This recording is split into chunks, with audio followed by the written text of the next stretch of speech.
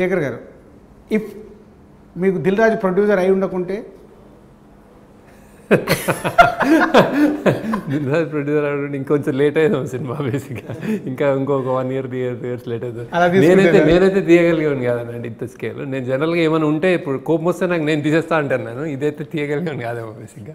If పల్లవి లేకుండా ఉంటే option లేదని అసలు లేదు ఆలోచన. సో ఇఫ్ మీరు చాలామంది హీరోల్ని ట్రై చేశారు, సో స్టార్స్ని కూడా ట్రై చేశారు. ఈయన కాకపోతే ఈయన కాకపోయింటే అసలు నా డ్రీమ్ అంటే పవన్ కళ్యాణ్ అండి. అయితే అలాంటి డ్రీమ్ పర్లేదు సార్. ఆ డ్రీమ్లో నేను ఫిట్ అయ్యానంటే నేను చాలా హ్యాపీ. ఫ్రమ్ ద బిగినింగ్ నుంచి నేను అదే నన్ను అసలు కథ చెప్పగానే సార్ ఎవరిని అనుకుంటున్నారంటే ఫస్ట్ చెప్పింది కళ్యాణ్ గారు. నన్ను ఎలా చూశాను అంటే అది కథలు రాసుకునేటప్పుడు ఎక్కడో ఆయన నడిపిస్తాడు, వెనకాల నుంచి ఒక షాడో లాగా ఉంటుంది అనమాట. ఆయన ఖుషి, ఆయన తొలి ప్రేమ ఏదో కనిపిస్తూ ఉంటాయి కదా. ఇందులో సెకండ్ హాఫ్ కొంచెం ఖుషి మీటర్లు ఉంటుంది కొంచెం బేసిక్గా. సో ఆ చెప్పుతాట ఎప్పుడు వచ్చిందండి మీకు?